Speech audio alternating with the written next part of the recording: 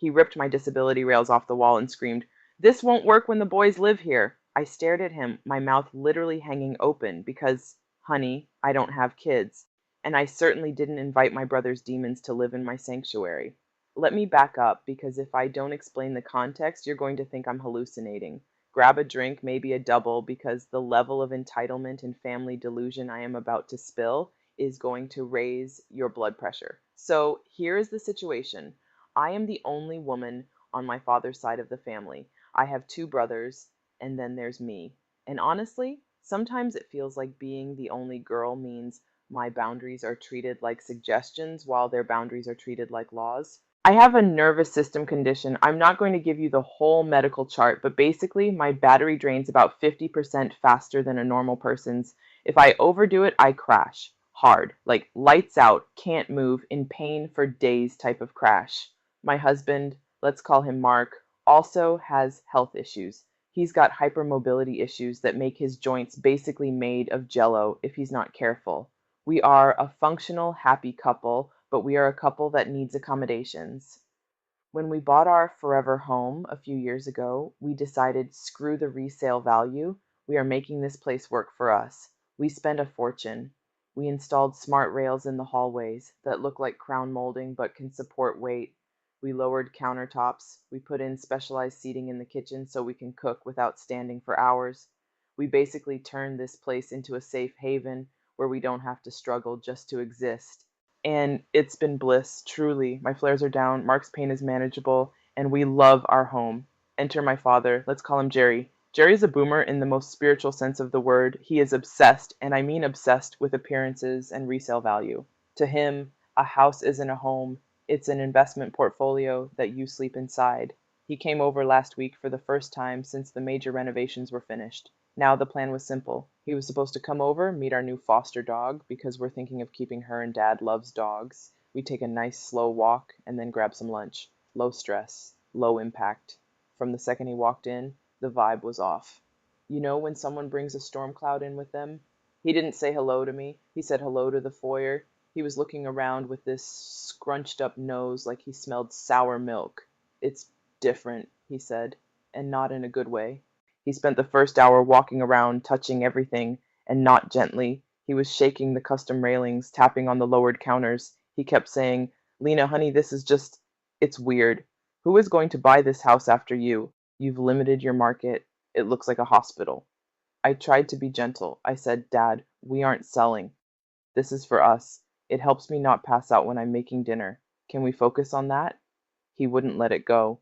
He was getting agitated, which isn't like him. Usually he's just passive aggressive, but this was active aggression. He was pacing. He was sweating a little. He kept muttering about how the flow was wrong and how cluttered the safety features looked. We finally took the dogs for a walk, and I thought the fresh air would calm him down. It didn't. He was checking his watch, looking over his shoulder, acting like he was late for a meeting that didn't exist. When we got back to the house, I excused myself to use the restroom. I was gone for maybe 3 minutes, tops. When I came out, I heard a noise from the kitchen. It sounded like crunching, like drywall crumbling. I ran into the kitchen, and there is my 70-year-old father, red-faced, with both hands on one of my custom mobility aids, a sleek, heavy-duty support bar we had installed near the pantry, and he is yanking it. I saw the plaster crack. I saw the paint peel. I screamed. I didn't mean to, but it was visceral. "Dad, what the hell are you doing?" He jumped, released the bar, and spun around. He looked guilty, like a toddler caught with a marker, but then his face twisted into this weird, defensive anger. "I just wanted to see if it was removable," he shouted back. "It's too sturdy. It's going to leave holes." "Why are you trying to remove it?" I yelled, walking over to inspect the damage. He had cracked the drywall around the anchor points. It wasn't falling off, but it was going to need a contractor to fix the aesthetic damage. "This is my house. Why are you trying to tear it apart?" And then he dropped the bomb. He wiped his hands on his pants, looked me dead in the eye, and said, "It's just too weird, Lena. It's too weird, and it is simply not going to work when Billy and Bobby move in with you." The silence that followed that sentence was heavy. Billy and Bobby are my nephews, my brother Dave's kids. They are 10-year-old twins. They are a handful. And that is me being polite. They are wonderful kids, but they are high energy, high volume, and high maintenance. I stared at my dad. "Excuse me?" He waved his hand dismissively. You know, the boys, these bars, they're going to swing on them. They'll break them. It's a liability. You need to clear this junk out before they get settled. Dad, I said, my voice shaking now, why would Billy and Bobby be moving in with me? He froze. It was like he suddenly realized he'd said the quiet part out loud. His eyes darted to the door. I didn't, I just mean hypothetically, if they ever stayed over. No, I said, stepping closer. You said when they move in. You said get settled. Is Dave dying? Is his wife sick? Is there a divorce? Why would the children be living in my house? Now, look, I love my nephews, but I cannot take care of them. I can barely take care of myself and my dog on a bad day. My brother knows this. My sister-in-law knows this. I have never, ever offered to host them long term. I don't even babysit overnight because the sleep deprivation triggers my nervous system. Dad's face went pale. Forget I said anything. You're hearing things. I'm just saying, you have a big house, Lena. It's a massive house. You have room for two boys. It's selfish to keep all this space for two people with health issues. He almost said cripples. I heard it. He caught himself, but I heard it. If you're already shook by the audacity of this man, hit that like button, because I haven't even gotten to the part where the gaslighting turns into a full-blown family investigation. I pressed him again. Dad, tell me right now, is there a plan for the twins to live here? He clammed up. He literally zipped his lip. Forget it. I'm sorry I scratched the wall. I'll pay for it.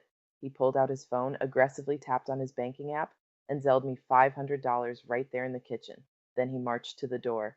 Are we going to lunch or not? I'm starving. I was so stunned I just went with him. I know, I know. I should have kicked him out. But I was in that state of shock where you just go on autopilot.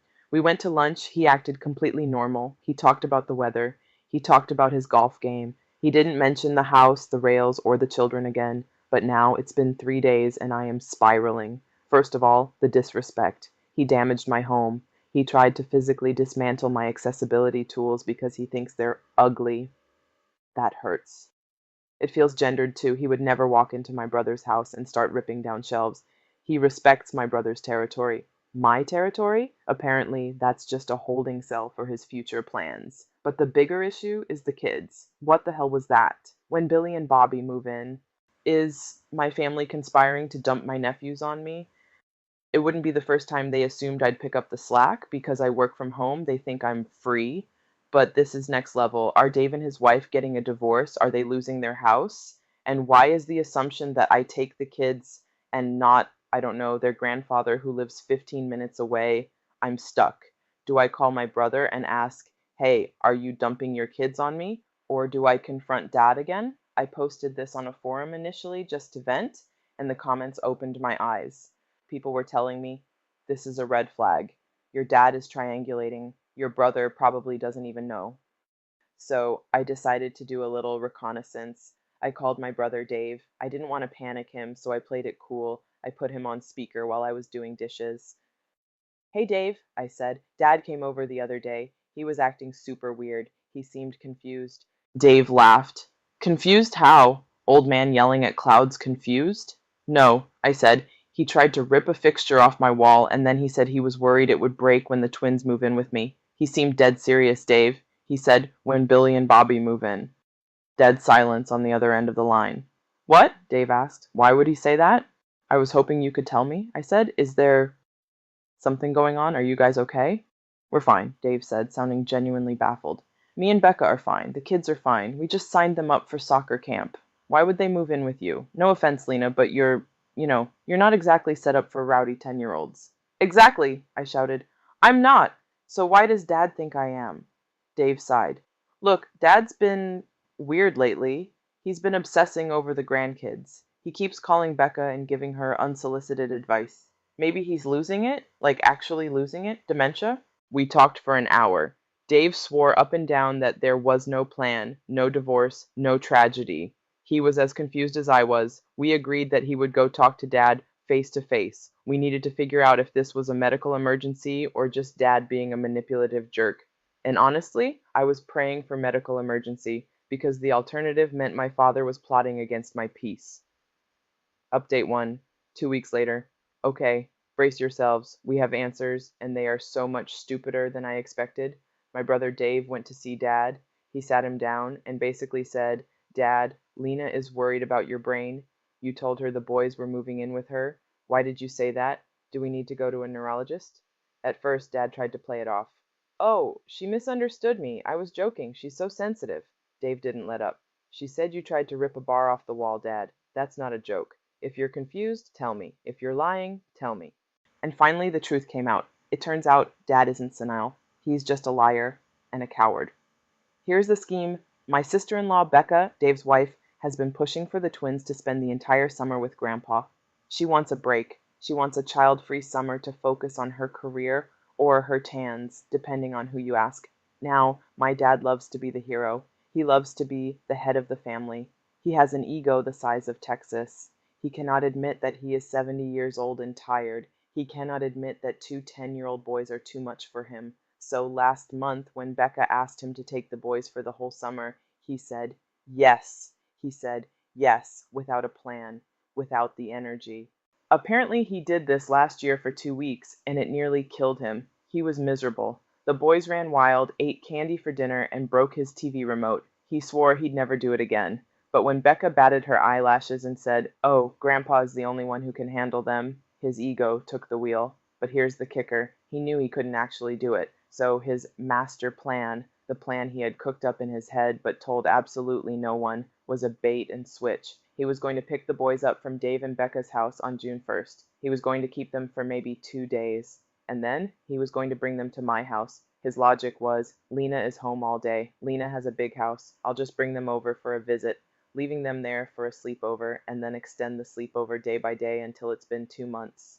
He literally thought he could slowly transition the children into my home like he was acclimating a fish to a new tank. When Dave told me this, I saw red. He thought what? I screeched. He thought I wouldn't notice? He thought I wouldn't call the police or just drive them back? Dave said, Dad thinks you're a pushover, Lena.